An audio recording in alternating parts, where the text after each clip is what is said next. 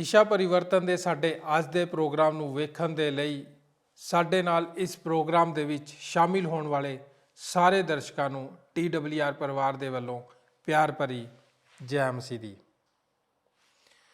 ਤੁਹਾਡਾ ਸਭਨਾਂ ਦਾ ਇਸ ਪ੍ਰੋਗਰਾਮ ਦੇ ਵਿੱਚ ਬਹੁਤ-ਬਹੁਤ ਸਵਾਗਤ ਹੈ। ਅਸੀਂ ਉਮੀਦ ਕਰਦੇ ਹਾਂ ਕਿ ਤੁਸੀਂ ਸਾਰੇ ਆਪਣੇ ਪਰਿਵਾਰਾਂ ਦੇ ਵਿੱਚ ਰਾਜੀ ਖੁਸ਼ੀ ਹੋਵੋਗੇ ਅਤੇ ਪਰਮੇਸ਼ਵਰ ਦੇ ਵਚਨ ਦਾ ਆਨੰਦ ਮਾਣ ਰਹੇ ਹੋਵੋਗੇ। ਸਾਡੇ ਪਿਛਲੇ ਪ੍ਰੋਗਰਾਮ ਦਾ ਬਾਕੀ ਦਾ ਹਿੱਸਾ ਸਾਡੇ ਅੱਜ ਦੇ ਪ੍ਰੋਗਰਾਮ ਦੇ ਵਿੱਚ ਵੀ ਜਾਰੀ ਰਹੇਗਾ। ਪਰ ਇਸ ਤੋਂ ਪਹਿਲਾਂ ਕਿ ਅਸੀਂ ਆਪਣੇ ਪ੍ਰੋਗਰਾਮ ਦੇ ਵਿੱਚ ਅੱਗੇ ਵਧੀਏ, ਆਓ ਜਾਣ ਲੈਂਦੇ ਹਾਂ ਕਿ ਅਸੀਂ ਆਪਣੇ ਪਿਛਲੇ ਪ੍ਰੋਗਰਾਮ ਦੇ ਵਿੱਚ ਕੀ ਸਿੱਖ ਰਹੇ ਸੀ। ਅਸੀਂ ਆਪਣੇ ਪਿਛਲੇ ਪ੍ਰੋਗਰਾਮ ਦੇ ਵਿੱਚ ਯਹੂਨਾ ਦੀ ਅੰਜੀਲ ਦੇ 4 ਅਧਿਆਏ ਦੇ ਵਚਨਾਂ ਉੱਤੇ ਗੌਰ ਕਰ ਰਹੇ ਸੀ। ਅਸੀਂ ਇਹਨਾਂ ਵਚਨਾਂ ਦੇ ਵਿੱਚੋਂ ਉਸ ਜਵਾਨ ਅਮੀਰ ਹਾਕਮ ਦੇ ਬਾਰੇ ਚਰਚਾ ਕਰ ਰਹੇ ਸੀ ਜੋ ਕਿ ਪ੍ਰਭੂ ਯਿਸੂ ਮਸੀਹ ਜੀ ਦੇ ਕੋਲ ਮੁਲਾਕਾਤ ਕਰਨ ਨੂੰ ਇਸ ਲਈ ਆਂਦਾ ਹੈ ਤਾਂ ਜੋ ਉਹ ਜਾਣ ਸਕੇ ਕਿ ਉਹ ਮੁਕਤੀ ਨੂੰ ਕਿਵੇਂ ਪ੍ਰਾਪਤ ਕਰ ਸਕਦਾ ਹੈ। ਸਾਡੇ ਅੱਜ ਦੇ ਪ੍ਰੋਗਰਾਮ ਦੀ ਰੂਪਰੇਖਾ ਇਸ ਪ੍ਰਕਾਰ ਹੈ। ਜੱਕੀ, ਇਸ ਦੇ ਵਿੱਚ ਅਸੀਂ ਜਾਣਾਂਗੇ ਨੰਬਰ 1 ਪਾਪੀ। ਉਹ ਅਨੈਤਿਕ ਤੌਰ ਤੇ ਪਾਪੀ ਸੀ, ਬੌਧਿਕ ਤੌਰ ਤੇ ਪਾਪੀ, ਸਮਾਜਿਕ ਤੌਰ ਤੇ ਪਾਪੀ। ਨੰਬਰ 2 ਖੋਜੀ। ਇਸ ਦੇ ਵਿੱਚ ਅਸੀਂ ਗੌਰ ਕਰਾਂਗੇ ਉਸਨੇ ਯਿਸੂ ਦੀ ਦਿਲਚਸਪੀ ਦਾ ਜਵਾਬ ਦਿੱਤਾ। ਉਸਨੇ ਭੀੜ ਵਿੱਚ ਮਿਲਣ ਤੋਂ ਇਨਕਾਰ ਕਰ ਦਿੱਤਾ। ਉਸਨੇ ਯਿਸੂ ਦੇ ਰਸਤੇ ਦੀ ਖੋਜ ਕੀਤੀ। ਉਹ ਅੱਗੇ ਦੌੜ ਕੇ ਬਿਹਤਰੀਨ ਸਥਾਨ ਤੇ ਗਿਆ। ਉਹਨੇ ਗੂਲਰ ਦੇ ਪੇੜ ਤੇ ਚੜ੍ਹ ਕੇ ਆਪਣੇ ਕੱਦ ਨੂੰ ਵਧਾਇਆ। ਨੰਬਰ 3 ਮੁਕਤੀਦਾਤਾ। ਇਸ ਦੇ ਅਧੀਨ ਜਿਨ੍ਹਾਂ ਗੱਲਾਂ ਦੇ ਉੱਤੇ ਅਸੀਂ ਗੌਰ ਕਰਾਂਗੇ ਉਹ ਹਨ ਖੋਜਣ ਵਾਲਾ ਪਰਮੇਸ਼ਰ, ਖੋਜਣ ਵਾਲਾ ਪਾਪੀ। ਨੰਬਰ 4 ਸ਼ੱਕੀ ਲੋਕ। ਨੰਬਰ 5 ਬਚਾਇਆ ਹੋਇਆ ਮਨੁੱਖ। ਇਸ ਦੇ ਵਿੱਚ ਅਸੀਂ ਜੱਕੀ ਦਾ ਇਕਰਾਰ, ਜੱਕੀ ਦਾ ਬਦਲਣਾ ਨੂੰ ਦੇਖਾਂਗੇ। ਨੰਬਰ 6 ਕਹਾਣੀ ਦਾ ਪਿਛਲਾ ਸਿਧਾਂਤ। ਤਾਂ ਫਿਰ ਆਓ ਵੇਖਦੇ ਹਾਂ ਕਿ ਅੱਜ ਸਾਨੂੰ ਪਰਮੇਸ਼ਵਰ ਕੀ ਸਿਖਾਉਂਦਾ ਹੈ। ਸਰੋਤਾ ਦੋਸਤੋ, ਅੱਜ ਦੇ ਇਸ ਦਿਸ਼ਾ ਪਰਿਵਰਤਨ ਪ੍ਰੋਗਰਾਮ ਵਿੱਚ ਤੁਹਾਡਾ ਸਵਾਗਤ ਹੈ। ਅੱਜ ਦੇ ਵਚਨ ਦੀ ਰੂਪਰੇਖਾ ਇਸ ਪ੍ਰਕਾਰ ਹੈ। ਜੱਕੀ, ਲੂਕਾ 19 ਅਧਿਆਏ 1 ਵਚਨ ਤੋਂ ਲੈ ਕੇ 10 ਵਚਨ ਤੱਕ। ਨੰਬਰ 1 ਪਾਪੀ। ਭਾਗ ਊੜਾ ਨੈਤਿਕ ਤੌਰ ਤੇ ਪਾਪੀ। ਭਾਗ ਐੜਾ ਬੌਧਿਕ ਤੌਰ ਤੇ ਪਾਪੀ। ਭਾਗ ਈੜੀ ਸਮਾਜਿਕ ਤੌਰ ਤੇ ਪਾਪੀ। ਨੰਬਰ 2 ਖੋਜੀ। ਭਾਗ ਊੜਾ ਉਸਨੇ ਯਿਸੂ ਦੀ ਦਿਲਚਸਪੀ ਦਾ ਜਵਾਬ ਦਿੱਤਾ। ਭਾਗ ਐੜਾ ਉਸਨੇ ਭੀੜ ਵਿੱਚ ਮਿਲਣ ਤੋਂ ਇਨਕਾਰ ਕਰ ਦਿੱਤਾ। ਭਾਗ ਈੜੀ ਉਸਨੇ ਯਿਸੂ ਦੇ ਰਾਸਤੇ ਦੀ ਖੋਜ ਕੀਤੀ। ਭਾਗ ਸੱਸਾ ਉਹ ਅੱਗੇ ਦੌੜ ਕੇ ਬਿਹਤਰੀਨ ਥਾਂ ਤੇ ਗਿਆ। ਭਾਗ ਹਾਹਾ ਉਸਨੇ ਗੁੱਲਰ ਦੇ ਬ੍ਰਿਕਸ਼ ਤੇ ਚੜ੍ਹ ਕੇ ਆਪਣੇ ਕੱਦ ਨੂੰ ਵਧਾਇਆ।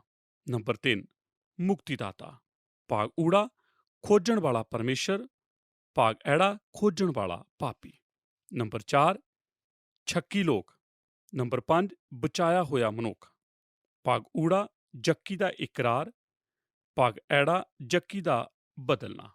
ਨੰਬਰ 6 ਕਹਾਣੀ ਦਾ ਪਿਛਲਾ ਸਿਧਾਂਤ। ਪਲੂਸ ਤੋਂ ਮੈਂ ਬਹੁਤ ਜ਼ਿਆਦਾ ਹੈਰਾਨ ਹੁੰਦਾ ਹਾਂ ਅਤੇ ਇਸ ਨਾਲ ਤੁਹਾਨੂੰ ਕੋਈ ਹੈਰਾਨਗੀ ਨਹੀਂ ਹੋਵੇਗੀ ਜਦ ਕਿ ਅਸੀਂ ਉਹਨਾਂ ਲੋਕਾਂ ਬਾਰੇ ਆਪਣੇ ਇਸ ਅਧਿਐਨ ਨੂੰ ਜਾਰੀ ਰੱਖਦੇ ਹੋਏ ਜਿਨ੍ਹਾਂ ਦੀ ਮੁਲਾਕਾਤ ਯਿਸੂ ਨਾਲ ਹੋਈ। ਅੱਜ ਅਸੀਂ ਲੂਕਾ ਦੀ ਅੰਜੀਲ 19 ਅਧਿਆਏ 10 ਵਿੱਚ ਜੱਕੀ ਨੂੰ ਮਿਲਣ ਜਾ ਰਹੇ ਹਾਂ। ਇਸ ਲਈ ਆਪਣੀਆਂ ਬਾਈਬਲਾਂ ਵਿੱਚੋਂ ਲੂਕਾ 19 ਅਧਿਆਏ ਕੱਢੋ। ਪਵਿੱਤਰ ਵਚਨ ਨੂੰ ਮਿਲ ਕੇ ਪੜ੍ਹਨਾ ਸਾਡੇ ਲਈ ਹਮੇਸ਼ਾ ਚੰਗੀ ਗੱਲ ਹੈ। ਮੈਨੂੰ ਆਸ ਹੈ ਕਿ ਤੁਹਾਡੇ ਕੋਲ ਆਪਣੀ ਬਾਈਬਲ ਹੈ। ਸ਼ਾਇਦ ਤੁਹਾਡੇ ਕੋਲ ਉਹ ਅਨੁਵਾਦ ਨਾ ਹੋਵੇ ਜਿਹੜਾ ਮੈਂ ਵਰਤਦਾ ਹਾਂ। ਲੋਕ ਮੈਨੂੰ ਪੁੱਛਦੇ ਹਨ, ਤੁਸੀਂ ਕਿਹੜੇ ਅਨੁਵਾਦ ਤੋਂ ਪ੍ਰਚਾਰ ਕਰਦੇ ਹੋ? ਅਤੇ ਇਹ ਬਾਈਬਲ ਦਾ ਨਿਊ ਕਿੰਗ ਜੇਮ ਵਰਜ਼ਨ ਹੈ। ਇਹ ਮੇਰਾ ਮਨਪਸੰਦ ਹੈ ਕਿਉਂਕਿ ਇਹ ਪੁਰਾਣਾ ਕਿੰਗ ਜੇਮ ਵਰਜ਼ਨ ਵਰਗਾ ਹੀ ਸੁੰਦਰਤਾ ਨੂੰ ਸੰਭਾਲਦਾ ਹੈ ਅਤੇ ਇਹ ਉਹਨਾਂ ਕੁਝ ਸ਼ਬਦਾਂ ਨੂੰ ਸੁਲਝਾਉਂਦਾ ਹੈ ਜੋ ਅਸੀਂ ਨਹੀਂ ਸਮਝਦੇ, ਤਾਂ ਜੋ ਉਹਨਾਂ ਸ਼ਬਦਾਂ ਦਾ ਅੱਜ ਸਾਡੇ ਲਈ ਜ਼ਿਆਦਾ ਮਹੱਤਵ ਹੋਵੇ। ਅਤੇ ਮੈਂ ਕਈ ਸਾਲਾਂ ਤੋਂ ਇਸੇ ਵਿੱਚੋਂ ਸਿੱਖ ਰਿਹਾ ਹਾਂ। ਉਹ ਜਰੋਹ ਦੇ ਅੰਦਰ ਜਾ ਕੇ ਵਿੱਚੋਂ ਦੀ ਲੰਘ ਰਿਹਾ ਸੀ, ਔਰ ਵੇਖੋ ਜੱਕੀ ਨਾਂ ਦਾ ਇੱਕ ਪੁਰਖ ਸੀ ਜਿਹੜਾ ਮਸੂਲੀਆਂ ਦਾ ਸਰਦਾਰ ਸੀ ਅਤੇ ਧਨਵਾਨ ਸੀ। ਅਤੇ ਉਸ ਨੇ ਯਿਸੂ ਨੂੰ ਵੇਖਣ ਦਾ ਯਤਨ ਕੀਤਾ, ਭਾਈ ਉਹ ਕੌਣ ਹੈ। ਪਰ ਭੀੜ ਦੇ ਕਾਰਨ ਉਹ ਵੇਖ ਨਾ ਸਕਿਆ, ਕਿਉਂ ਜੋ ਉਹ ਕੱਦ ਦਾ ਮਧਰਾ ਸੀ। ਸੋ ਉਹ ਅੱਗੇ ਦੌੜ ਕੇ ਇੱਕ ਗੁੱਲਰ ਦੇ ਬ੍ਰਿਕਸ਼ ਉੱਤੇ ਚੜ ਗਿਆ, ਭਾਈ ਉਸ ਨੂੰ ਦੇਖੇ, ਕਿਉਂ ਜੋ ਉਸ ਨੇ ਉਸ ਰਾਸਤਿਓਂ ਲੰਘਣਾ ਸੀ। ਪਰ ਯਿਸੂ ਜਾਂ ਉਸ ਥਾਂ ਆਇਆ ਤਾਂ ਉਤਾਂਹ ਨਜ਼ਰ ਮਾਰ ਕੇ ਉਹਨੂੰ ਆਖਿਆ, ਹੇ ਜੱਕੀ, ਛੇਤੀ ਨਾਲ ਉਤਰ ਆ, ਕਿਉਂਕਿ ਅੱਜ ਮੈਂ ਤੇਰੇ ਹੀ ਘਰ ਰਹਿਣਾ ਹੈ। ਤੇ ਉਹ ਛੇਤੀ ਉਤਰ ਆਇਆ ਅਤੇ ਖੁਸ਼ੀ ਨਾਲ ਉਸ ਦਾ ਆਦਰ ਭੋਗ ਕੀਤਾ। ਤਾਂ ਸਭ ਵੇਖ ਕੇ ਕੁਣ ਲੱਗੇ ਅਤੇ ਬੋਲੇ, ਜੋ ਉਹ ਇੱਕ ਪਾਪੀ ਮਨੁੱਖ ਦੇ ਘਰ ਜਾ ਉਤਰਿਆ ਹੈ। ਪਰ ਜੱਕੀ ਨੇ ਖੜੇ ਹੋ ਕੇ ਪ੍ਰਭੂ ਨੂੰ ਕਿਹਾ, ਪ੍ਰਭੂ ਜੀ, ਵੇਖ ਮੈਂ ਆਪਣਾ ਅੱਧਾ ਮਾਲ ਕੰਗਾਲਾਂ ਨੂੰ ਦਿੰਦਾ ਹਾਂ, ਔਰ ਜੇ ਮੈਂ ਕਿਸੇ ਉੱਤੇ ਊਝ ਲਾ ਕੇ ਕੁਝ ਲਿਆ ਹੈ ਤੇ ਚੌਗਣਾ ਮੋੜ ਦਿੰਦਾ ਹਾਂ। ਯਿਸੂ ਨੇ ਉਹਨੂੰ ਆਖਿਆ, ਅੱਜ ਇਸ ਘਰ ਵਿੱਚ ਮੁਕਤੀ ਆਈ ਹੈ, ਇਸ ਲਈ ਜੋ ਇਹ ਵੀ ਅਬਰਾਹਾਮ ਦਾ ਪੁੱਤਰ ਹੈ, ਕਿਉਂ ਜੋ ਮਨੁੱਖ ਦਾ ਪੁੱਤਰ ਗਵਾਚਿਆ ਹੈ ਉਹਨੂੰ ਪਾਲਣ ਅਤੇ ਬਚਾਉਣ ਲਈ ਆਇਆ ਹੈ। ਜਦੋਂ ਮੈਂ ਪਹਿਲੀ ਵਾਰ ਇਹ ਪੜ੍ਹਨਾ ਸ਼ੁਰੂ ਕੀਤਾ, ਇੱਕ ਛੋਟਾ ਜਿਹਾ ਕੋਰਸ ਮੇਰੇ ਦਿਮਾਗ ਵਿੱਚ ਆਉਣ ਲੱਗਾ, ਜੋ ਮੈਂ ਸੰਡੇ ਸਕੂਲ ਵਿੱਚ ਸਿੱਖਿਆ ਸੀ ਜਦੋਂ ਮੈਂ ਹਾਲੇ ਛੋਟਾ ਮੁੰਡਾ ਸਾਂ। ਮੈਂ ਇਹ ਤੁਹਾਡੇ ਲਈ ਗਾਵਾਂਗਾ ਨਹੀਂ, ਪਰ ਇਸ ਦੇ ਬੋਲ ਕੁਝ ਇਸ ਤਰ੍ਹਾਂ ਹਨ। ਜੱਕੀ ਇੱਕ ਛੋਟਾ ਜਿਹਾ ਬੰਦਾ ਸੀ ਅਤੇ ਉਹ ਬਹੁਤ ਹੀ ਮਧਰਾ ਸੀ। ਉਹ ਗੁੱਲਰ ਦੇ ਬ੍ਰਿਕਸ਼ ਤੇ ਚੜ੍ਹਿਆ ਕਿਉਂਕਿ ਉਹ ਪ੍ਰਭੂ ਨੂੰ ਵੇਖਣਾ ਚਾਹੁੰਦਾ ਸੀ। ਅਤੇ ਪ੍ਰਭੂ ਨੇ ਕਿਹਾ, ਜੱਕੀ ਉਤਰ ਆ, ਕਿਉਂਕਿ ਅੱਜ ਮੈਂ ਤੇਰੇ ਘਰ ਜਾਣਾ ਹੈ, ਕਿਉਂਕਿ ਅੱਜ ਮੈਂ ਤੇਰੇ ਘਰ ਜਾਣਾ ਹੈ। ਜਦੋਂ ਮੈਂ ਇਸ ਧਰਤੀ ਉੱਤੇ ਯਿਸੂ ਦੇ ਕੰਮ ਬਾਰੇ ਪੜ੍ਹਦਾ ਹਾਂ, ਮੈਂ ਵੇਖਦਾ ਹਾਂ ਕਿ ਉਹ ਉਸ ਕੰਮ ਵਿੱਚ ਬਹੁਤ ਹੀ ਵਿਅਸਤ ਸੀ ਜੋ ਪਰਮੇਸ਼ਰ ਨੇ ਉਸ ਨੂੰ ਕਰਨ ਲਈ ਦਿੱਤਾ ਸੀ। ਪਰ ਜਦੋਂ ਤੁਸੀਂ ਅੰਜੀਲਾਂ ਵਿੱਚੋਂ ਪੜ੍ਹਨਾ ਸ਼ੁਰੂ ਕਰਦੇ ਹੋ ਤਾਂ ਤੁਹਾਨੂੰ ਪਤਾ ਲੱਗਦਾ ਹੈ ਕਿ ਉਸ ਕੋਲ ਇਕੱਲੇ ਵਿਅਕਤੀ ਲਈ ਸਮੇਂ ਸੀ। ਮੈਨੂੰ ਇਸ ਗੱਲ ਤੋਂ ਹੈਰਾਨਗੀ ਹੁੰਦੀ ਹੈ ਕਿ ਕਿੰਨੇ ਲੋਕਾਂ ਦਾ ਨਾਂ ਯਿਸੂ ਦੇ ਨਾਲ ਜੁੜੇ ਹਨ, ਜਿਨ੍ਹਾਂ ਨਾਲ ਉਸ ਦੀ ਮੁਲਾਕਾਤ ਹੋਈ। ਹਾਂ, ਉਸ ਨੇ ਭੀੜਾਂ ਨੂੰ ਸਿਖਾਇਆ ਅਤੇ ਉਹ ਉਸ ਵਾਤਾਵਰਣ ਵਿੱਚ ਸੁਖੀ ਸੀ ਜਿੱਥੇ ਉਹ ਲੋਕਾਂ ਦੀਆਂ ਵੱਡੀਆਂ ਭੀੜਾਂ ਨੂੰ ਸਿਖਾਉਂਦਾ ਸੀ। ਪਰ ਮੈਨੂੰ ਇੰਜ ਜਾਪਦਾ ਹੈ ਕਿ ਉਹ ਬਹੁਤ ਜ਼ਿਆਦਾ ਆਰਾਮਦਾਇਕ ਸੀ। ਜੇ ਤੁਸੀਂ ਪ੍ਰਭੂ ਯਿਸੂ ਪ੍ਰਤਾਪ ਦੇ ਪੁੱਤਰ ਲਈ ਇੱਕ ਤੁਲਨਾਤਮਕ ਸ਼ਬਦ ਵਰਤ ਸਕਦੇ ਹੋ, ਉਹ ਜ਼ਿੰਦਗੀ ਦੇ ਸਰਲ ਵਾਤਾਵਰਣ ਵਿੱਚ ਬਹੁਤ ਹੀ ਸੁੱਖ ਮਹਿਸੂਸ ਕਰਦਾ ਜਾਪਦਾ ਸੀ। ਉਸ ਦਾ ਪਹਿਲਾ ਚਮਤਕਾਰ ਇੱਕ ਵਿਆਹ ਵਿੱਚ ਸੀ। ਉਹ ਜਨਾਜ਼ੇ ਵਿੱਚ ਗਿਆ, ਉਹ ਲੋਕਾਂ ਨਾਲ ਸੀ ਕਿਉਂਕਿ ਉਸ ਦਾ ਦਿਲ ਲੋਕਾਂ ਲਈ ਸੀ। ਅਸੀਂ ਪਹਿਲਾਂ ਹੀ ਉਸ ਮਨੁੱਖ ਨਾਲ ਯਿਸੂ ਦੀ ਮੁਲਾਕਾਤ ਬਾਰੇ ਜਾਣ ਚੁੱਕੇ ਹਾਂ, ਜਿਹੜਾ ਅੱਧੀ ਰਾਤ ਉਸ ਕੋਲ ਆਇਆ, ਜਿਸ ਦਾ ਨਾਮ ਨਿਕੋਦੀਮਸ ਸੀ। ਅਸੀਂ ਯਿਸੂ ਨੂੰ ਸੁਖਾਰ ਦੇ ਖੂਹ ਤੇ ਸਾਮਰੀ ਔਰਤ ਨਾਲ ਖੜੇ ਹੋਇਆ ਵੇਖ ਚੁੱਕੇ ਹਾਂ ਅਤੇ ਅਸੀਂ ਇੱਕ ਨੌਜਵਾਨ ਅਮੀਰ ਹਾਕਮ ਨਾਲ ਮੁਲਾਕਾਤ ਜਿਹੜਾ ਆਇਆ ਅਤੇ ਉਦਾਸ ਹੋ ਕੇ ਗਿਆ। ਅਤੇ ਅੱਜ ਅਸੀਂ ਉਸ ਨੂੰ ਇੱਕ ਅਲੱਗ ਵਾਤਾਵਰਣ ਵਿੱਚ ਵੇਖਦੇ ਹਾਂ। ਜੋ ਮੇਰੇ ਕੋਲ ਇਸ ਸੰਦੇਸ਼ ਨੂੰ ਕੋਈ ਹੋਰ ਸਿਰਲੇਖ ਦੇਣ ਦਾ ਵਿਕਲਪ ਹੁੰਦਾ ਤੇ ਮੈਂ ਇਸ ਨੂੰ ਖੋਜਣ ਵਾਲਾ ਪਾਪੀ ਅਤੇ ਖੋਜਣ ਵਾਲਾ ਮੁਕਤੀਦਾਤਾ ਕਹਿੰਦਾ। ਜੱਕੀ ਨੇ ਸੋਚਿਆ ਕਿ ਉਹ ਯਿਸੂ ਨੂੰ ਖੋਜ ਰਿਹਾ ਹੈ, ਪਰ ਬਾਅਦ ਵਿੱਚ ਉਸ ਨੂੰ ਪਤਾ ਲੱਗਾ ਕਿ ਯਿਸੂ ਉਸ ਨੂੰ ਖੋਜ ਰਿਹਾ ਹੈ ਅਤੇ ਜੱਕੀ ਦਾ ਖੋਜਣਾ ਹੀ ਸ਼ੁਰੂਆਤ ਵਿੱਚ ਪ੍ਰਭੂ ਲਈ ਉਸ ਨੂੰ ਖੋਜਣ ਦਾ ਜਵਾਬ ਬਣ ਗਿਆ। ਹੁਣ ਜਦੋਂ ਅਸੀਂ ਪਵਿੱਤਰ ਵਚਨ ਪੜ੍ਹਦੇ ਹਾਂ ਤੇ ਸਾਨੂੰ ਕੁਝ ਅਦਭੁਤ ਚੀਜ਼ਾਂ ਮਿਲਦੀਆਂ ਹਨ। ਜੇ ਤੁਸੀਂ ਲੂਕਾ ਦੀ ਅੰਜੀਲ ਦੇ 18ਵੇਂ ਅਧਿਆਏ ਦਾ ਅੰਤ ਪੜ੍ਹਨਾ ਹੁੰਦਾ, ਉਦਾਹਰਨ ਲਈ ਤੁਹਾਨੂੰ ਉੱਥੇ ਇੱਕ ਗਰੀਬ ਸੜਕ ਤੇ ਅੰਨਾ ਭਿਖਾਰੀ ਦੀ, ਜਿਹੜਾ ਇੱਕ ਕਿਸਮ ਦਾ ਸਮਾਜ ਵਿੱਚੋਂ ਕੱਢਿਆ ਹੋਇਆ ਹੈ, ਯਿਸੂ ਨਾਲ ਹੋਈ ਮੁਲਾਕਾਤ ਬਾਰੇ ਕਹਾਣੀ ਲੱਭੇਗਾ। ਅਤੇ ਬਿਨਾਂ ਕਿਸੇ ਵੱਡੇ ਪਰਿਵਰਤਨ ਦੇ ਉਹ ਉਸ ਭਿਖਮੰਗੇ ਨਾਲ ਮੁਲਾਕਾਤ ਤੋਂ ਬਾਅਦ ਚਲਾ ਗਿਆ। ਅਤੇ ਅਗਲੀ ਗੱਲ ਜੋ ਤੁਸੀਂ ਜਾਣਦੇ ਹੋ ਉਹ ਇਹ ਹੈ ਕਿ ਉਹ ਜਰੋਹ ਸ਼ਹਿਰ ਦੇ ਸਭ ਤੋਂ ਅਮੀਰ ਬੰਦੇ ਨਾਲ ਉਸ ਦੇ ਘਰ ਬੈਠ ਕੇ ਉਸ ਨਾਲ ਖਾਣਾ ਖਾ ਰਿਹਾ ਹੈ ਅਤੇ ਉਸ ਦੀ ਜ਼ਿੰਦਗੀ ਨੂੰ ਬਦਲ ਰਿਹਾ ਹੈ। ਉਹ ਇੱਕ ਅਮੀਰ ਆਦਮੀ ਨੂੰ ਮਿਲਿਆ ਜਿਸ ਦੀ ਦੌਲਤ ਹੀ ਪ੍ਰਭੂ ਨੂੰ ਜਾਣਨ ਦੇ ਰਾਹ ਵਿੱਚ ਉਸ ਦੀ ਰੁਕਾਵਟ ਬਣੀ ਅਤੇ ਉਹ ਅਮੀਰ ਆਦਮੀ ਉਦਾਸ ਹੋ ਕੇ ਚਲਾ ਗਿਆ। ਪਰ ਇੱਥੇ ਇੱਕ ਹੋਰ ਅਮੀਰ ਆਦਮੀ ਹੈ। ਇਹ ਦੂਸਰਾ ਅਮੀਰ ਆਦਮੀ ਹੈ ਜਿਸ ਨਾਲ ਸਾਡੀ ਮੁਲਾਕਾਤ ਹੋਈ। ਪਹਿਲੇ ਨੂੰ ਅਸੀਂ ਅਮੀਰ ਜ਼ਬਾਨ ਹਾਕਮ ਵਜੋਂ ਜਾਣਦੇ ਹਾਂ। ਉਸ ਨੇ ਆਪਣਾ ਅਤੇ ਪਰਮੇਸ਼ਰ ਵਿਚਕਾਰ ਆਪਣੇ ਪੈਸੇ ਨੂੰ ਆਉਣ ਦਿੱਤਾ ਅਤੇ ਉਦਾਸ ਹੋ ਕੇ ਚਲਾ ਗਿਆ। ਪਰ ਇੱਥੇ ਇੱਕ ਆਖਰੀ ਅਮੀਰ ਆਦਮੀ ਹੈ ਜਿਸ ਨੇ ਪ੍ਰਭੂ ਯਿਸੂ ਵਿੱਚ ਸਭ ਤੋਂ ਵੱਡਾ ਧਨ ਪਾਇਆ ਅਤੇ ਅਖੀਰ ਉਸ ਨੂੰ ਮਿਰਾਸ ਵਜੋਂ ਸੰਦੀਪਕ ਜੀਵਨ ਮਿਲਿਆ। ਜਦੋਂ ਅਸੀਂ 19ਵੇਂ ਅਧਿਆਏ ਵਿੱਚ ਕਹਾਣੀ ਨੂੰ ਸ਼ੁਰੂ ਕਰਦੇ ਹਾਂ, ਮਸੀਹ ਯਰੂਸ਼ਲਮ ਤੋਂ ਲਗਭਗ 17 ਮੀਲ ਦੂਰ ਹੈ ਅਤੇ ਉਹ ਲੋਕਾਂ ਵਿੱਚ ਆਪਣੀ ਸੇਵਕਾਈ ਦੇ ਅੰਤ ਦੇ ਕਰੀਬ ਪਹੁੰਚ ਰਿਹਾ ਹੈ। ਦਰਅਸਲ ਇਹ ਉਸ ਦੀ ਆਖਰੀ ਗੱਲਬਾਤ ਹੈ, ਇਸ ਤੋਂ ਪਹਿਲਾਂ ਕਿ ਉਹ ਸਲੀਬ ਤੇ ਚੜਾਇਆ ਜਾਵੇ, ਜਿੱਥੇ ਪ੍ਰਭੂ ਯਿਸੂ ਨੇ ਮਰਨ ਤੋਂ ਪਹਿਲਾਂ ਸਲੀਬ ਤੇ ਡਾਕੂ ਦੇ ਜੀਵਨ ਨੂੰ ਬਦਲ ਦਿੱਤਾ। ਇਹ ਪ੍ਰਭੂ ਦੀ ਜ਼ਿੰਦਗੀ ਦੀ ਯਾਦਗਾਰੀ ਦੇ ਦਿਨ ਹਨ ਅਤੇ ਇਹ ਕਹਾਣੀ ਜਿਹੜੀ ਅੱਜ ਸਵੇਰੇ ਅਸੀਂ ਪੜ੍ਹੀ ਹੈ, ਉਸ ਦੀ ਖੂਬਸੂਰਤੀ ਇਸ ਦੀ ਸਰਲਤਾ ਵਿੱਚ ਬਲੇਟੀ ਹੋਈ ਹੈ। ਕਹਾਣੀ ਦੀਆਂ ਪਹਿਲੀਆਂ 9 ਐਤਾਂ ਸਰਲ ਸੰਜੋਗਕ ਹਨ। ਜਿਵੇਂ ਜਿੰਨੀ ਛੇਤੀ ਸੰਭਵ ਹੋ ਸਕੇ ਕਹਾਣੀ ਤੇਜ਼ੀ ਨਾਲ ਸੁਣਾਈ ਜਾ ਰਹੀ ਹੈ। ਜੇ ਕੋਈ ਕਿਸੇ ਮੁਲਾਕਾਤ ਬਾਰੇ ਕਹਾਣੀ ਸੁਣ ਰਿਹਾ ਹੋਵੇ ਤਾਂ ਤੁਸੀਂ ਇਹੋ ਹੀ ਉਮੀਦ ਕਰੋਗੇ। ਪਰ ਐਤ 10 ਕਿਉਂ ਜੋ ਸ਼ਬਦ ਨਾਲ ਸ਼ੁਰੂ ਹੁੰਦੀ ਹੈ ਅਤੇ ਇਹ ਵਿਆਖਿਆ ਕਰਦੀ ਹੈ ਕਿ ਯਿਸੂ ਨੇ ਸਭ ਤੋਂ ਪਹਿਲਾਂ ਕਹਾਣੀ ਕਿਉਂ ਸੁਣਾਈ। ਇਸ ਲਈ ਤੁਸੀਂ ਆਪਣੀ ਨਜ਼ਰ ਅੰਤ ਤੇ ਰੱਖਣਾ ਚਾਹੋਗੇ ਜਦੋਂ ਅਸੀਂ ਇਸ ਕਹਾਣੀ ਦੀ ਸ਼ੁਰੂਆਤ ਅਤੇ ਅੱਧ ਵਿਚਕਾਰ ਅਤੇ ਅੰਤ ਵਿੱਚ ਗੁਜ਼ਰਾਂਗੇ।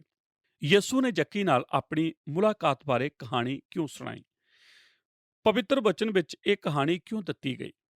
ਪਵਿੱਤਰ ਵਚਨ ਵਿੱਚ ਇਹ ਕਹਾਣੀ ਇੱਕ ਬਹੁਤ ਹੀ ਮਹੱਤਵਪੂਰਨ ਸਿਧਾਂਤ ਦੀ ਉਦਾਹਰਨ ਦੇਣ ਲਈ ਦਿੱਤੀ ਗਈ ਹੈ ਅਤੇ ਅਸੀਂ ਇਸ ਵੱਲ ਅਖੀਰ ਵਿੱਚ ਆਵਾਂਗੇ। ਹੁਣ ਕਹਾਣੀ ਸੁਣਾਉਣ ਦਾ ਸਭ ਤੋਂ ਵਧੀਆ ਤਰੀਕਾ ਹੈ ਇਸ ਦੀ ਕਲਪਨਾ ਵਿੱਚ ਪੂਰੀ ਤਰ੍ਹਾਂ ਨਾ ਗਵਾਚ ਜਾਣਾ, ਪਰ ਕਹਾਣੀ ਨੂੰ ਆਪਣੇ ਆਪ ਬਿਆਨ ਹੋਣ ਦੇਣਾ। ਅੱਜ ਅਸੀਂ ਵੀ ਇੱਕ ਸਰਲ ਸ਼ਬਦ ਲੈ ਕੇ ਇਹੋ ਹੀ ਕਰਨ ਜਾ ਰਹੇ ਹਾਂ ਅਤੇ ਤੁਹਾਨੂੰ ਵਿਖਾਉਣ ਜਾ ਰਹੇ ਹਾਂ ਕਿਵੇਂ ਕਹਾਣੀ ਅੱਗੇ ਵੱਧਦੀ ਹੈ। ਨੰਬਰ 1, ਪਾਪੀ। ਕਹਾਣੀ ਦੂਜੀ ਐਤ ਵਿੱਚ ਪਾਪੀ ਨੂੰ ਸ਼ੁਰੂ ਕਰਦੀ ਹੈ। ਇੱਥੇ ਐਤ 2 ਕਹਿੰਦੀ ਹੈ, ਔਰ ਵੇਖੋ ਜੱਕੀ ਨਾਂ ਦਾ ਇੱਕ ਪੁਰਖ ਸੀ ਜਿਹੜਾ ਮਸੂਲੀਆਂ ਦਾ ਸਰਦਾਰ ਅਤੇ ਧਨਵਾਨ ਸੀ। ਹੁਣ ਮੈਨੂੰ ਤੁਹਾਨੂੰ ਥੋੜਾ ਜਿਹਾ ਪਿਛੋਕੜ ਦੱਸਣ ਦੀ ਲੋੜ ਹੈ ਤਾਂ ਜੋ ਤੁਸੀਂ ਸਮਝ ਸਕੋ, ਕਿਉਂਕਿ ਰੋਮੀ ਰਾਜ ਵਿੱਚ ਮਸੂਲੀਆਂ ਦਾ ਅਹੁਦਾ ਸੰਸਾਰ ਦਾ ਸਭ ਤੋਂ ਬਿਹਤਰੀਨ ਕੰਮ ਸੀ। ਇਹ ਧੋਖੇਬਾਜ਼ੀ, ਲਾਲਚ ਅਤੇ ਬੁਰੇ ਕੰਮ ਦੀ ਸੰਗਠਨ ਸੀ। ਇਹ ਇਸ ਤਰ੍ਹਾਂ ਕੰਮ ਕਰਦਾ ਸੀ। ਰੋਮੀ ਸਰਕਾਰ ਜਿਰੋ ਵਰਗੇ ਇਲਾਕੇ ਜਾਂ ਸ਼ਹਿਰ ਵਿੱਚ ਜਾਂਦੀ ਸੀ ਅਤੇ ਉੱਥੇ ਉਹ ਕਿਸੇ ਨੂੰ ਆਪਣਾ ਨੁਮਾਇੰਦਾ ਚੁਣਦੇ ਸਨ। ਉਹ ਉਸ ਅਧਿਕਾਰੀ ਨੂੰ ਉਸ ਸ਼ਹਿਰ ਦੀ ਦੇਖਭਾਲ ਕਰਨ ਲਈ ਕੁਝ ਪੈਸਾ ਦਿੰਦੇ ਸਨ। ਫਿਰ ਉਹ ਬੰਦਾ ਜਾ ਕੇ ਸ਼ਹਿਰ ਦੇ ਇਕੱਲੇ ਬੰਦੇ ਕੋਲੋਂ ਮਸੂਲ ਜਾਂ ਟੈਕਸ ਇਕੱਠਾ ਕਰਦਾ ਸੀ ਅਤੇ ਫਿਰ ਜੋ ਵਾਧੂ ਬਚਦਾ ਸੀ ਉਸ ਤੋਂ ਆਪਣਾ ਵੀ ਫਾਇਦਾ ਕਰਦਾ ਸੀ। ਸੋ ਤੁਸੀਂ ਉਹਨਾਂ ਕੁਝ ਚੀਜ਼ਾਂ ਦੀ ਕਲਪਨਾ ਕਰ ਸਕਦੇ ਹੋ ਜੋ ਉਹ ਕਰ ਸਕਦਾ ਸੀ। ਥੋੜੀ ਦੇਰ ਬਾਅਦ ਜੱਕੀ ਝੂਠੇ ਇਲਜ਼ਾਮਾਂ ਦੀ ਗੱਲ ਕਰਦਾ ਹੈ। ਉਹਨਾਂ ਦੀਆਂ ਜੁਗਤੀਆਂ ਵਿੱਚ ਸਭ ਤੋਂ ਵੱਡੀ ਜੁਗਤੀ ਸੀ ਸ਼ਹਿਰ ਵਿੱਚ ਕਿਸੇ ਕੋਲ ਜਾ ਕੇ ਉਹਨਾਂ ਦੀ ਕਿਸੇ ਅਜਿਹੀ ਚੀਜ਼ ਲਈ ਆਲੋਚਨਾ ਕਰਨੀ ਜੋ ਉਹਨਾਂ ਨੇ ਨਹੀਂ ਕੀਤੀ ਸੀ ਅਤੇ ਉਹਨਾਂ ਨੂੰ ਕਹਿਣਾ ਕਿ ਉਹ ਉਹਨਾਂ ਤੇ ਦੋਸ਼ ਲਾ ਦੇਣਗੇ ਅਤੇ ਜੇ ਉਹਨਾਂ ਵੱਧ ਟੈਕਸ ਨਾ ਭਰਿਆ ਤੇ ਉਹ ਛੇਤੀ ਹੀ ਜੇਲ੍ਹ ਵਿੱਚ ਹੋਣਗੇ। ਜੱਕੀ ਜਰੋਹ ਦੇ ਨਾਗਰਿਕਾਂ ਕੋਲ ਜ਼ਬਰਦਸਤੀ ਵਸੂਲੀ ਕਰਕੇ ਬਹੁਤ ਛੇਤੀ ਹੀ ਅਮੀਰ ਹੋ ਗਿਆ। ਤੁਹਾਡੇ ਵਿੱਚੋਂ ਕੁਝ ਲੋਕ ਸੋਚਦੇ ਹੋਣਗੇ ਉਸ ਦਿਨ ਤੋਂ ਲੈ ਕੇ ਅੱਜ ਦੇ ਦਿਨ ਤੱਕ ਟੈਕਸ ਦੀ ਪ੍ਰਕਿਰਿਆ ਬਹੁਤ ਹੀ ਜ਼ਿਆਦਾ ਕੁਝ ਨਹੀਂ ਬਦਲਿਆ, ਪਰ ਸ਼ਾਇਦ ਇਹ ਕਹਿਣਾ ਥੋੜਾ ਜਿਹਾ ਕਠੋਰ ਹੈ। ਖੈਰ, ਤੁਸੀਂ ਕਲਪਨਾ ਕਰ ਸਕਦੇ ਹੋ ਕਿ ਜੱਕੀ ਜਰੋਹ ਸ਼ਹਿਰ ਦਾ ਸਭ ਤੋਂ ਪਿਆਰਾ ਨਾਗਰਿਕ ਸੀ। ਉਸ ਨੂੰ ਲੋਕ ਨਫ਼ਰਤ ਕਰਦੇ ਸਨ। ਜਦੋਂ ਉਹ ਗਲੀਆਂ ਵਿੱਚੋਂ ਦੀ ਲੰਘਦਾ ਸੀ, ਲੋਕ ਦੂਜੇ ਪਾਸੇ ਦੀ ਚਲੇ ਜਾਂਦੇ ਸਨ ਤਾਂ ਜੋ ਉਹਨਾਂ ਨੂੰ ਉਸ ਨੂੰ ਵੇਖਣਾ ਨਾ ਪਵੇ। ਉਹ ਲੋਕਾਂ ਕੋਲੋਂ ਉਹਨਾਂ ਦਾ ਪੈਸਾ ਇਕੱਠਾ ਕਰਨ ਤੋਂ ਇਲਾਵਾ ਲੋਕਾਂ ਨਾਲ ਕੁਝ ਨਹੀਂ ਸੀ ਕਰਨਾ ਚਾਹੁੰਦਾ ਅਤੇ ਉਹ ਵੀ ਉਸ ਨਾਲ ਬਿਲਕੁਲ ਕੁਝ ਨਹੀਂ ਸੀ ਕਰਨਾ ਚਾਹੁੰਦੇ, ਕਿਉਂਕਿ ਉਹ ਉਹਨਾਂ ਦਾ ਬਹੁਤ ਸਾਰਾ ਪੈਸਾ ਹੜਪ ਚੁੱਕਾ ਸੀ ਅਤੇ ਉਹ ਵੀ ਬੇਈਮਾਨੀ ਨਾਲ। ਉਹ ਉਹਨਾਂ ਨਾਲ ਲਗਾਤਾਰ ਧੋਖਾ ਕਰਦਾ ਆ ਰਿਹਾ ਸੀ ਅਤੇ ਉਸ ਨੇ ਉਸ ਸ਼ਹਿਰ ਦੇ ਲੋਕਾਂ ਨਾਲ ਠੱਗੀ ਕਰਕੇ ਸਾਰਾ ਧਨ ਕਮਾਇਆ ਸੀ ਜਿੱਥੇ ਉਹ ਰਹਿੰਦਾ ਸੀ। ਇਸ ਸੱਚ ਤੋਂ ਇਨਕਾਰ ਨਹੀਂ ਕੀਤਾ ਜਾ ਸਕਦਾ ਕਿ ਉਹ ਜਰੋਹ ਸ਼ਹਿਰ ਦਾ ਸਭ ਤੋਂ ਅਮੀਰ ਬੰਦਾ ਸੀ। ਭਾਗ ਊੜਾ, ਨੈਤਿਕ ਤੌਰ ਤੇ ਪਾਪੀ। ਪਰ ਜੱਕੀ ਇੱਕ ਪਾਪੀ ਸੀ। ਮੈਂ ਜਾਣਦਾ ਹਾਂ ਇਹ ਇੱਕ ਮਸ਼ਹੂਰ ਸ਼ਬਦ ਨਹੀਂ ਹੈ, ਪਰ ਇਹ ਬਾਈਬਲ ਦਾ ਸ਼ਬਦ ਹੈ। ਜੱਕੀ ਇੱਕ ਪਾਪੀ ਸੀ। ਉਹ ਉਹਨਾਂ ਸਭਨਾਂ ਗੱਲਾਂ ਕਰਕੇ ਜੋ ਉਸਨੇ ਗਲਤ ਕੀਤੀਆਂ, ਨੈਤਿਕ ਤੌਰ ਤੇ ਇੱਕ ਪਾਪੀ ਬੰਦਾ ਸੀ। ਭਾਗ ਐੜਾ, ਬੌਧਿਕ ਤੌਰ ਤੇ ਪਾਪੀ। ਉਹ ਬੌਧਿਕ ਤੌਰ ਤੇ ਵੀ ਪਾਪੀ ਸੀ, ਕਿਉਂਕਿ ਪਵਿੱਤਰ ਵਚਨ ਕਹਿੰਦਾ ਹੈ ਉਹ ਨਹੀਂ ਸੀ ਜਾਣਦਾ ਯਿਸੂ ਕੌਣ ਸੀ। ਭਾਗ ਈੜੀ, ਸਮਾਜਿਕ ਤੌਰ ਤੇ ਪਾਪੀ। ਅਤੇ ਉਹ ਸਮਾਜਿਕ ਤੌਰ ਤੇ ਵੀ ਪਾਪੀ ਸੀ, ਕਿਉਂਕਿ ਉਹ ਆਪਣੇ ਸਮਾਜ ਵਿੱਚ ਹਰ ਇੱਕ ਦੁਆਰਾ ਕੱਢਿਆ ਹੋਇਆ ਸੀ। ਉਹ ਕਿਸੇ ਨੂੰ ਨਹੀਂ ਸੀ ਜਾਣਦਾ ਅਤੇ ਉਹ ਆਪਣੇ ਚਰਿੱਤਰ ਅਤੇ ਚਾਲ ਚੱਲਣ ਕਰਕੇ ਇਕੱਲਾ ਸੀ। ਜੱਕੀ ਇੱਕ ਪਾਪੀ ਬੰਦਾ ਸੀ। ਨੰਬਰ 2, ਖੋਜੀ। ਪਰ ਜਦੋਂ ਅਸੀਂ 3 ਅਤੇ 4 ਐਤ ਪੜ੍ਹਦੇ ਹਾਂ, ਸਾਨੂੰ ਪਤਾ ਲੱਗਦਾ ਹੈ ਕਿ ਉਹ ਇੱਕ ਖੋਜ ਕਰਤਾ ਸੀ। ਧਿਆਨ ਦਿਓ, ਇਹ ਐਤਾਂ ਕੀ ਕਹਿੰਦੀਆਂ ਹਨ? ਇਸ ਸੱਚ ਦੇ ਬਾਵਜੂਦ ਕਿ ਉਹ ਇੱਕ ਪਾਪੀ ਸੀ ਅਤੇ ਉਸਨੇ ਯਿਸੂ ਨੂੰ ਵੇਖਣ ਦਾ ਯਤਨ ਕੀਤਾ, ਭਾਈ ਉਹ ਕੌਣ ਹੈ, ਪਰ ਭੀੜ ਦੇ ਕਾਰਨ ਉਹ ਵੇਖ ਨਾ ਸਕਿਆ, ਕਿਉਂ ਜੋ ਉਹ ਕੱਦ ਦਾ ਮਧਰਾ ਸੀ। ਸੋ ਉਹ ਅੱਗੇ ਦੌੜ ਕੇ ਇੱਕ ਗੁੱਲਰ ਦੇ ਬ੍ਰਿਕਸ਼ ਉੱਤੇ ਚੜ੍ਹ ਗਿਆ, ਭਾਈ ਉਸ ਨੂੰ ਦੇਖੇ, ਕਿਉਂ ਜੋ ਉਸ ਨੇ ਉਸ ਰਸਤਿਓਂ ਲੰਘਣਾ ਸੀ। ਹੁਣ ਮੈਂ ਤੁਹਾਡੇ ਅੱਗੇ ਇਹ ਸਵੀਕਾਰ ਕਰਦਾ ਹਾਂ ਕਿ ਐਤਾਂ ਜਿਹੜੀਆਂ ਅਸੀਂ ਪੜ੍ਹੀਆਂ ਹਨ, ਉਹਨਾਂ ਤੋਂ ਜਾਪਦਾ ਨਹੀਂ ਕਿ ਉਹ ਇਸ ਕਿਸਮ ਦਾ ਬੰਦਾ ਸੀ, ਜਿਸ ਤਰ੍ਹਾਂ ਅਸੀਂ ਉਸ ਦੇ ਬਾਰੇ ਗੱਲਬਾਤ ਕੀਤੀ ਹੈ।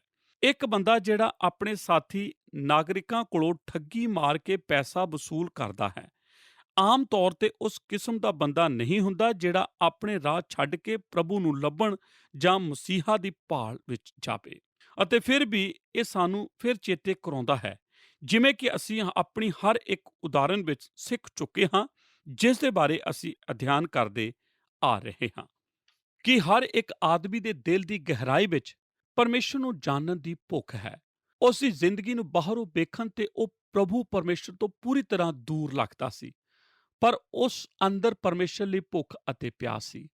ਅਸੀਂ ਪਰਮੇਸ਼ਰ ਦੇ ਆਕਾਰ ਦੇ ਖਾਲੀਪਣ ਨਾਲ ਰਚੇ ਗਏ ਸੀ ਅਤੇ ਭਾਵੇਂ ਅਸੀਂ ਨਹੀਂ ਜਾਣਦੇ ਇਸ ਨੂੰ ਜ਼ਾਹਿਰ ਕਿਵੇਂ ਕਰਨਾ ਹੈ, ਸਾਡੇ ਅੰਦਰ ਕੁਝ ਹੈ ਜੋ ਸਾਨੂੰ ਪਰਮੇਸ਼ਰ ਵੱਲ ਲੈ ਜਾਂਦਾ ਹੈ, ਹਾਲਾਂਕਿ ਇਹ ਖੁਦ ਪਰਮੇਸ਼ਰ ਵੱਲੋਂ ਇੱਕ ਵਰਦਾਨ ਹੈ। ਜੱਕੀ ਪ੍ਰਭੂ ਨੂੰ ਖੋਜ ਰਿਹਾ ਸੀ। ਭਾਗ ਊੜਾ, ਉਸਨੇ ਯਿਸੂ ਦੀ ਦਿਲਚਸਪੀ ਦਾ ਜਵਾਬ ਦਿੱਤਾ। ਹੁਣ ਪਵਿੱਤਰ ਵਚਨ ਕਹਿੰਦਾ ਹੈ ਕਿ ਉਸਨੇ ਯਿਸੂ ਦੀ ਦਿਲਚਸਪੀ ਦਾ ਜਵਾਬ ਦਿੱਤਾ। ਯਿਸੂ ਦੀ ਉਸ ਦੇ ਦਿਲ ਵਿੱਚ ਦਿਲਚਸਪੀ ਸੀ ਅਤੇ ਉਸਨੇ ਇਸ ਬਾਰੇ ਕੁਝ ਕੀਤਾ। ਵਚਨ ਕਹਿੰਦਾ ਹੈ ਉਸਨੇ ਯਿਸੂ ਨੂੰ ਵੇਖਣ ਦਾ ਯਤਨ ਕੀਤਾ। ਉਹ ਉਸ ਦੇ ਲਾਗੇ ਖੜੇ ਲੋਕਾਂ ਵਾਂਗ ਸਿਰਫ ਉਤਸੁਕ ਨਹੀਂ ਸੀ। ਸ਼ਹਿਰ ਵਿੱਚ ਇੱਕ ਵੱਡਾ ਬੰਦਾ ਆਇਆ ਸੀ ਜਿਸ ਨੇ ਕੁਝ ਚਮਤਕਾਰ ਕੀਤੇ ਸਨ, ਇਸ ਲਈ ਉਹ ਜਾ ਕੇ ਉਸ ਨੂੰ ਵੇਖਣਾ ਚਾਹੁੰਦਾ ਸੀ। ਮੈਂ ਜਾਣਦਾ ਹਾਂ ਇਹ ਨਿਰੀ ਉਤਸੁਕਤਾ ਨਹੀਂ, ਕਿਉਂਕਿ ਯਿਸੂ ਨੇ ਕਦੀ ਵੀ ਉਤਸੁਕਤਾ ਦਾ ਜਵਾਬ ਨਹੀਂ ਦਿੱਤਾ। ਉਸ ਨੇ ਮਨੁੱਖ ਦੇ ਦਿਲ ਵਿੱਚ ਸਿਰਫ ਸੱਚੀ ਦਿਲਚਸਪੀ ਦਾ ਜਵਾਬ ਦਿੱਤਾ। ਯਾਦ ਕਰੋ, ਪਹਿਲਾਂ ਸਾਨੂੰ ਦੱਸਿਆ ਗਿਆ ਸੀ ਕਿ ਯਿਸੂ ਜਾਣਦਾ ਹੈ ਮਨੁੱਖ ਦੇ ਦਿਲ ਦੇ ਅੰਦਰ ਕੀ ਹੈ। ਜੇ ਜੱਕੀ ਯਿਸੂ ਨੂੰ ਆਪਣੀ ਉਤਸੁਕਤਾ ਕਰਕੇ ਲੱਭਣ ਦੀ ਕੋਸ਼ਿਸ਼ ਕਰ ਰਿਹਾ ਹੁੰਦਾ ਤਾਂ ਪ੍ਰਭੂ ਉਸ ਦੇ ਲਾਗੋਂ ਦੀ ਲੰਘ ਗਿਆ ਹੁੰਦਾ, ਪਰ ਉਸ ਦੇ ਦਿਲ ਦੀ ਗਹਿਰਾਈ ਵਿੱਚ ਇੱਕ ਦਿਲਚਸਪੀ ਸੀ ਅਤੇ ਵਚਨ ਕਹਿੰਦਾ ਹੈ ਉਹ ਦਿਲਚਸਪੀ ਨਾਲ ਗਿਆ ਅਤੇ ਪ੍ਰਭੂ ਨੂੰ ਖੋਜਣਾ ਸ਼ੁਰੂ ਕੀਤਾ। ਉਹ ਸੱਚਾ ਖੋਜੀ ਸੀ। ਅਸੀਂ ਅੱਜ ਦੇ ਦਿਨ 'ਚ ਰਹਿ ਰਹੇ ਹਾਂ ਜਦ ਹਰ ਇੱਕ ਚੀਜ਼ ਵਿੱਚ ਇੱਕ ਸ਼ਬਦ ਹੈ। ਕਲੀਸਿਆਵਾਂ ਵਿੱਚ ਉਹ ਜਾਣਨਾ ਚਾਹੁੰਦੇ ਹਨ ਕਿ ਤੁਸੀਂ ਸੰਵੇਦਨਸ਼ੀਲ ਖੋਜੀ ਹੋ, ਕਿ ਤੁਸੀਂ ਖੋਜ ਕਰਨ ਵਾਲੇ ਹੋ, ਕਿ ਤੁਸੀਂ ਖੋਜੀਆਂ ਨੂੰ ਲੱਭ ਰਹੇ ਹੋ। ਇਹ ਸਭ ਕਲੀਸਿਆ ਦੀ ਭਾਸ਼ਾ ਹੈ। ਖੈਰ, ਜੱਕੀ ਇੱਕ ਸੱਚਾ ਖੋਜੀ ਸੀ। ਉਸਨੇ ਪ੍ਰਭੂ ਨੂੰ ਭਾਲਿਆ। ਉਹ ਲੱਭਣਾ ਚਾਹੁੰਦਾ ਸੀ ਕਿ ਪ੍ਰਭੂ ਕਿੱਥੇ ਹੈ ਅਤੇ ਵਚਨ ਕਹਿੰਦਾ ਹੈ ਕਿ ਉਹ ਜਾਣਨਾ ਚਾਹੁੰਦਾ ਸੀ ਕਿ ਉਹ ਕੌਣ ਹੈ। ਉਹ ਹੀ ਨਹੀਂ ਸੀ ਜਾਣਦਾ ਉਹ ਕੌਣ ਸੀ। ਉਹ ਸੱਚਮੁੱਚ ਨਹੀਂ ਸੀ ਜਾਣਦਾ ਕਿ ਯਿਸੂ ਪਰਮੇਸ਼ਰ ਦਾ ਪੁੱਤਰ ਹੈ, ਪਰ ਉਸ ਦੇ ਦਿਲ ਦੇ ਅੰਦਰ ਇੱਕ ਸੱਚੀ ਉਤਸੁਕਤਾ ਸੀ। ਇਹ ਉਸ ਦੀ ਆਪਣੀ ਇੱਛਾ ਸੀ ਕਿ ਉਹ ਪ੍ਰਭੂ ਨੂੰ ਜਾਣਨਾ ਚਾਹੁੰਦਾ ਸੀ ਕਿ ਉਹ ਕੌਣ ਹੈ ਅਤੇ ਉਹ ਉਸ ਨੂੰ ਲੱਭਣਾ ਚਾਹੁੰਦਾ ਸੀ। ਮੈਂ ਇਹ ਜਾਣਨ ਦੀ ਕੋਸ਼ਿਸ਼ ਕੀਤੀ ਕਿ ਪ੍ਰਭੂ ਲਈ ਇਹ ਭੁੱਖ ਉਸ ਨੂੰ ਕਿੱਥੋਂ ਮਿਲੀ। ਸ਼ਾਇਦ ਜਦੋਂ ਉਹ ਯੂਰਪ ਵਿੱਚ ਕੁਝ ਲੋਕਾਂ ਕੋਲੋਂ ਜ਼ਬਰਦਸਤੀ ਪੈਸਾ ਵਸੂਲ ਕਰ ਰਿਹਾ ਸੀ ਤਾਂ ਯੂਰਪ ਦੇ ਲੋਕ ਜਿਹੜੇ ਪ੍ਰਭੂ ਨੂੰ ਮਿਲ ਚੁੱਕੇ ਸਨ, ਉਹਨਾਂ ਨੇ ਉਸ ਨੂੰ ਕਿਹਾ ਹੋਵੇ, ਤੈਨੂੰ ਯਿਸੂ ਨੂੰ ਮਿਲਣ ਦੀ ਲੋੜ ਹੈ। ਮੈਂ ਤੈਨੂੰ ਦੱਸਦਾ ਹਾਂ ਕਿ ਜਦੋਂ ਕੋਈ ਤੁਹਾਡਾ ਪੈਸਾ ਚੁਰਾਉਣ ਲਈ ਆਵੇ ਤਾਂ ਇਹ ਕਹਿਣਾ ਕੋਈ ਬੁਰੀ ਗੱਲ ਨਹੀਂ, ਤੈਨੂੰ ਯਿਸੂ ਦੀ ਲੋੜ ਹੈ। ਸ਼ਾਇਦ ਉਸ ਨੇ ਪੁੱਛਿਆ ਹੋਵੇ, ਯਿਸੂ ਕੌਣ ਹੈ? ਸ਼ਾਇਦ ਉਸ ਨੂੰ ਯਿਸੂ ਦੇ ਸੁਭਾਅ ਬਾਰੇ ਕਿ ਉਹ ਕੌਣ ਹੈ ਇਧਰੋਂ ਉਧਰੋਂ ਕਿਤੋਂ ਪਤਾ ਲੱਗਾ ਹੋਵੇ। ਇਸ ਲਈ ਜਦ ਕਿ ਸਾਨੂੰ ਇਹ ਪਤਾ ਨਹੀਂ ਹੈ ਕਿ ਉਸ ਦੇ ਦਿਲ ਵਿੱਚ ਯਿਸੂ ਨੂੰ ਵੇਖਣ ਦੀ ਉਤਸੁਕਤਾ ਕਿੱਥੋਂ ਪੈਦਾ ਹੋਈ, ਅਸੀਂ ਇੱਥੇ ਇਹ ਜ਼ਰੂਰ ਜਾਣਦੇ ਹਾਂ ਕਿ ਇਸ ਬੁਰੇ ਮਨੁੱਖ ਦੇ ਦਿਲ ਵਿੱਚ ਪ੍ਰਭੂ ਨੂੰ ਜਾਣਨ ਦੀ ਕਿ ਉਹ ਕੌਣ ਹੈ ਇੱਕ ਭੁੱਖ ਛਿਪੀ ਹੋਈ ਹੈ। ਇਸ ਲਈ ਉਸ ਨੇ ਉਸ ਦੀ ਦਿਲਚਸਪੀ ਦਾ ਜਵਾਬ ਦਿੱਤਾ। ਭਾਗ ਐੜਾ, ਉਸ ਨੇ ਭੀੜ ਵਿੱਚੋਂ ਮਿਲਣ ਦਾ ਇਨਕਾਰ ਕਰ ਦਿੱਤਾ। ਹੁਣ ਉਸ ਨੇ ਭੀੜ ਵਿੱਚ ਮਿਲਣ ਤੋਂ ਇਨਕਾਰ ਕਰ ਦਿੱਤਾ। ਜਿੱਥੋਂ ਤੱਕ ਉਸ ਦੇ ਕੱਦ ਦਾ ਸਵਾਲ ਹੈ ਤਾਂ ਹਰ ਇੱਕ ਬੰਦੇ ਲਈ ਜੱਕੀ ਇੱਕ ਚੁਣੌਤੀ ਹੈ। ਪਵਿੱਤਰ ਵਚਨ ਕਹਿੰਦਾ ਹੈ ਉਹ ਕੱਦ ਦਾ ਮਤਰਾ ਸੀ ਅਤੇ ਉਹ ਜ਼ਰੋਹ ਦੀ ਭੀੜ ਵਿੱਚ ਸੀ ਅਤੇ ਉਹ ਜਾਣਦਾ ਸੀ ਕਿ ਜੇ ਉਸ ਨੇ ਆਪਣੀ ਉਚਾਈ ਨੂੰ ਬਦਲਣ ਲਈ ਕੁਝ ਨਾਟਕੀ ਨਾ ਕੀਤਾ ਤੇ ਉਹ ਯਿਸੂ ਨੂੰ ਕਦੀ ਨਹੀਂ ਵੇਖ ਸਕੇਗਾ ਜਦੋਂ ਉਹ ਆਵੇਗਾ। ਅਤੇ ਇਸ ਲਈ ਉਸ ਨੇ ਪੱਕਾ ਇਰਾਦਾ ਕਰ ਲਿਆ, ਹਾਲੇ ਕਿ ਇਹ ਮਸੀਹਾ ਨੂੰ ਵੇਖਣ ਵਿੱਚ ਉਸ ਦੇ ਰਾਹ ਵਿੱਚ ਇੱਕ ਰੁਕਾਵਟ ਸੀ। ਪ੍ਰਭੂ ਨੂੰ ਵੇਖਦਿਆਂ ਉਹ ਇਸ ਰੁਕਾਵਟ ਨੂੰ ਆਪਣੇ ਰਾਹ ਵਿੱਚ ਨਹੀਂ ਆਉਣ ਦੇਵੇਗਾ। ਭੀੜ ਵੀ ਉਸ ਦੇ ਆਲੇ ਦੁਆਲੇ ਨਹੀਂ ਸੀ ਹੋਣੀ, ਭਾਵੇਂ ਉਹ ਕਿੰਨਾ ਵੀ ਮਤਰਾ ਸੀ। ਉਹ ਪ੍ਰਭੂ ਯਿਸੂ ਨੂੰ ਵੇਖਣ ਦਾ ਕੋਈ ਨਾ ਕੋਈ ਰਾਹ ਲੱਭ ਹੀ ਲੱਭੇਗਾ। ਭਾਗ ਈੜੀ, ਉਸ ਨੇ ਯਿਸੂ ਦੇ ਰਾਸਤੇ ਦੀ ਖੋਜ ਕੀਤੀ ਅਤੇ ਇਹ ਸਪਸ਼ਟ ਹੈ ਕਿ ਉਸ ਨੇ ਗੰਭੀਰਤਾ ਨਾਲ ਦਿਲਚਸਪੀ ਲਈ ਅਤੇ ਚੀਜ਼ਾਂ ਦੀ ਥੋੜ੍ਹੀ ਬਹੁਤੀ ਖੋਜ ਕਰਨੀ ਸ਼ੁਰੂ ਕੀਤੀ। ਉਸ ਨੇ ਜ਼ਰੋਹ ਸ਼ਹਿਰ ਦਾ ਉਹ ਰਸਤਾ ਲੱਭਿਆ ਜਿੱਥੇ ਥਾਣੀ ਯਿਸੂ ਆ ਰਿਹਾ ਸੀ। ਉਹ ਰਸਤਾ ਕਿੱਥੇ ਜਾ ਰਿਹਾ ਸੀ ਅਤੇ ਉਹ ਕਿੱਥੇ ਹੋਣ ਜਾ ਰਿਹਾ ਸੀ, ਇਹ ਸਭ ਦੀ ਉਸ ਨੇ ਖੋਜ ਕੀਤੀ। ਉਸ ਨੇ ਯਿਸੂ ਦੇ ਰਾਸਤੇ ਦੀ ਖੋਜ ਕੀਤੀ। ਭਾਗ ਸੱਸਾ, ਉਹ ਅੱਗੇ ਦੌੜ ਕੇ ਬਿਹਤਰੀਨ ਥਾਂ ਤੇ ਗਿਆ ਅਤੇ ਫਿਰ ਪਵਿੱਤਰ ਵਚਨ ਕਹਿੰਦਾ ਹੈ, ਸੋ ਉਹ ਦੌੜ ਕੇ ਬਿਹਤਰੀਨ ਥਾਂ ਤੇ ਗਿਆ। ਉਹ ਮਦਰਾ ਸੀ ਪਰ ਉਹ ਤੇਜ਼ ਸੀ ਅਤੇ ਉਹ ਉਸ ਥਾਂ ਤੇ ਗਿਆ ਜਿੱਥੇ ਉਹ ਜਾਣਦਾ ਸੀ ਕਿ ਯਿਸੂ ਨੇ ਲੰਘਣਾ ਹੈ। ਹੁਣ ਤੁਸੀਂ ਵੇਖੋ, ਇਹ ਸਾਰੀਆਂ ਗੱਲਾਂ ਇਸ਼ਾਰਾ ਕਰਦੀਆਂ ਹਨ ਕਿ ਉਸ ਦੇ ਅੰਦਰ ਦਿਲਚਸਪੀ ਸੀ, ਉਸ ਅੰਦਰ ਇੱਛਾ ਸੀ ਅਤੇ ਉਹ ਜਵਾਬ ਦੀ ਭਾਲ ਵਿੱਚ ਸੀ ਅਤੇ ਜੱਕੀ ਉਹ ਸਭ ਕੁਝ ਕਰ ਰਿਹਾ ਸੀ ਜਿਸ ਨਾਲ ਉਹ ਆਪਣੇ ਆਪ ਨੂੰ ਉਸ ਸਥਿਤੀ ਵਿੱਚ ਲਿਜਾ ਸਕੇ ਜਿੱਥੇ ਉਹ ਉਸ ਨੂੰ ਵੇਖ ਸਕੇ ਜਿਸ ਬਾਰੇ ਉਸ ਨੇ ਸੁਣਿਆ ਸੀ। ਭਾਗ ਹਾਹਾ, ਉਸ ਨੇ ਗੁੱਲਰ ਦੇ ਬ੍ਰਿਕਸ਼ ਤੇ ਚੜ੍ਹ ਕੇ ਆਪਣੇ ਕੱਦ ਨੂੰ ਵਧਾਇਆ। ਮੈਨੂੰ ਇਹ ਕਹਾਣੀ ਬਹੁਤ ਪਸੰਦ ਹੈ। ਇਹ ਕਹਿੰਦੀ ਹੈ ਉਹ ਗੁੱਲਰ ਦੇ ਬ੍ਰਿਕਸ਼ ਤੇ ਚੜ੍ਹ ਗਿਆ। ਜੇ ਤੁਸੀਂ ਸਾਡੇ ਦੇਸ਼ ਵਿੱਚ ਇੱਥੇ ਕਦੀ ਕੋਈ ਗੁੱਲਰ ਦਾ ਬ੍ਰਿਕਸ਼ ਵੇਖਿਆ ਹੋਵੇ ਤਾਂ ਤੁਹਾਨੂੰ ਹੈਰਾਨਗੀ ਹੋਵੇਗੀ ਉਸ ਨੇ ਇਹ ਕਿਵੇਂ ਕੀਤਾ। ਪਰ ਯਿਸੂ ਦੇ ਸਮੇਂ ਦਾ ਗੁੱਲਰ ਦਾ ਬ੍ਰਿਕਸ਼ ਇਸ ਤਰ੍ਹਾਂ ਦਾ ਨਹੀਂ ਸੀ। ਉਹ ਇਸ ਤਰ੍ਹਾਂ ਦੇ ਗੁੱਲਰ ਦੇ ਬ੍ਰਿਕਸ਼ ਤੇ ਚੜ੍ਹਿਆ ਜੋ ਖਜੂਰ ਦੇ ਬ੍ਰਿਕਸ਼ ਵਰਗਾ ਸੀ।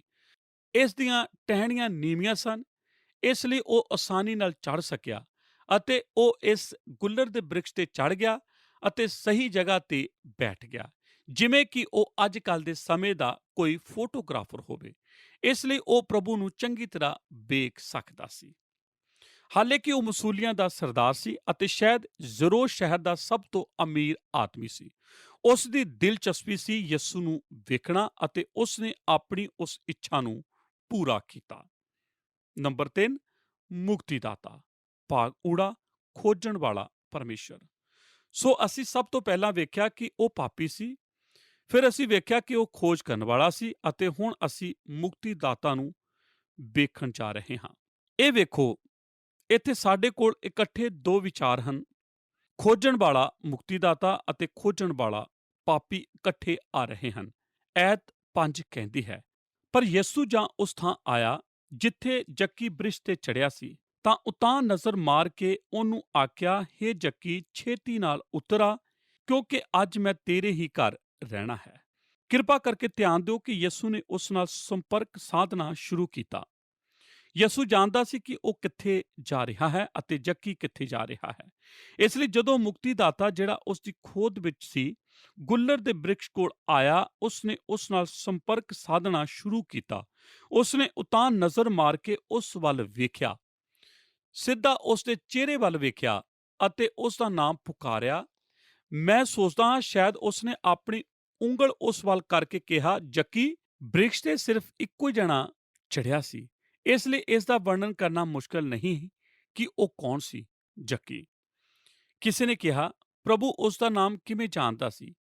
ਜੇ ਤੁਹਾਨੂੰ ਯੂਰਪ ਵਿੱਚ ਆਇਆ 5 ਮਿੰਟ ਹੋਏ ਹੋਣ ਤਾਂ ਤੁਹਾਨੂੰ ਪਤਾ ਲੱਗ ਜਾਂਦਾ ਸੀ ਕਿ ਜੱਕੀ ਕੌਣ ਹੈ। ਅਤੇ ਬੇਸ਼ੱਕ ਪ੍ਰਭੂ ਵੀ ਜਾਣ ਗਿਆ ਕਿ ਇਸ ਬੰਦੇ ਵਿੱਚ ਕੀ ਹੈ। ਕੀ ਉਹ ਨਹੀਂ ਜਾਣਿਆ? ਜੱਕੀ ਉਤਰਾ। ਪ੍ਰਭੂ ਯੀਸ਼ੂ ਨੇ ਕਿਹਾ ਜਦੋਂ ਉਸਨੇ ਉਸ ਨੂੰ ਵੇਖਿਆ। ਪਿਆਰੇ ਦਰਸ਼ਕੋ, ਤੁਹਾਡਾ ਬਹੁਤ ਬਹੁਤ ਧੰਨਵਾਦ ਕਿ ਤੁਸੀਂ ਸਾਡੇ ਨਾਲ ਸਾਡੇ ਇਸ ਪ੍ਰੋਗਰਾਮ ਦੇ ਵਿੱਚ ਸ਼ਾਮਿਲ ਹੋਏ ਅਤੇ ਇਸ ਪ੍ਰੋਗਰਾਮ ਦੇ ਵਿੱਚ ਸਾਡੇ ਨਾਲ ਅਖੀਰ ਤੱਕ ਬਣੇ ਰਹੇ। ਸਾਡੇ ਅੱਜ ਦੇ ਪ੍ਰੋਗਰਾਮ ਦੇ ਵਿੱਚ ਅਸੀਂ ਲੂਕਾ ਦੀ ਅੰਜੀਲ ਦੇ 19 ਅਧਿਆਇ ਦੀ 1 ਤੋਂ ਲੈ ਕੇ 10 ਆਇਤਾਂ ਤੱਕ ਦੇ ਵਚਨਾਂ ਦੇ ਉੱਤੇ ਗੌਰ ਕੀਤਾ। ਅਸੀਂ ਜੱਕੀ ਦੇ ਜੀਵਨ ਦੇ ਬਾਰੇ ਗੌਰ ਕੀਤਾ। ਅਸੀਂ ਜਾਣਿਆ ਕਿ ਪ੍ਰਭੂ ਯਿਸੂ ਜੀ ਯਰੀਹੋ ਦੇ ਵਿੱਚੋਂ ਲੰਘ ਰਹੇ ਸੀ ਅਤੇ ਜੱਕੀ ਨਾਮ ਦਾ ਇੱਕ ਵਿਅਕਤੀ ਸੀ ਜੋ ਮਸੂਲੀਆਂ ਦਾ ਸਰਦਾਰ ਸੀ। ਉਹ ਯਿਸੂ ਨੂੰ ਵੇਖਣਾ ਚਾਹੁੰਦਾ ਸੀ ਅਤੇ ਕੱਦ ਵਿੱਚ ਮਧਰਾ ਸੀ, ਜਿਸ ਕਰਕੇ ਭੀੜ ਵਿੱਚੋਂ ਪ੍ਰਭੂ ਯਿਸੂ ਜੀ ਨੂੰ ਵੇਖਣਾ ਉਸ ਨੂੰ ਮੁਸ਼ਕਲ ਲੱਗ ਰਿਹਾ ਸੀ। ਅਸੀਂ ਜਾਣਿਆ ਕਿ ਹਰੇਕ ਵਿਅਕਤੀ ਦੇ ਵਿੱਚ ਪਰਮੇਸ਼ਵਰ ਦੇ ਲਈ ਭੁੱਖ ਹੁੰਦੀ ਹੈ। ਜੱਕੀ ਦੇ ਲਈ ਵੀ ਇਸ ਤਰ੍ਹਾਂ ਹੀ ਸੀ, ਪਰ ਬਾਹਰੀ ਰੂਪ ਤੋਂ ਵੇਖਣ ਤੇ ਉਹ ਪਰਮੇਸ਼ਵਰ ਤੋਂ ਬਹੁਤ ਦੂਰ ਸੀ। ਅਸੀਂ ਵੇਖਿਆ ਕਿ ਜੱਕੀ ਪ੍ਰਭੂ ਨੂੰ ਲੱਭ ਰਿਹਾ ਸੀ, ਜਦਕਿ ਪ੍ਰਭੂ ਜੱਕੀ ਨੂੰ ਲੱਭ ਰਿਹਾ ਸੀ। ਅਸੀਂ ਜਾਣਿਆ ਕਿ ਜੱਕੀ ਇੱਕ ਸੱਚਾ ਖੋਜੀ ਸੀ। ਉਹ ਸੱਚਮੁੱਚ ਨਹੀਂ ਜਾਣਦਾ ਸੀ ਕਿ ਯਿਸੂ ਕੌਣ ਹੈ।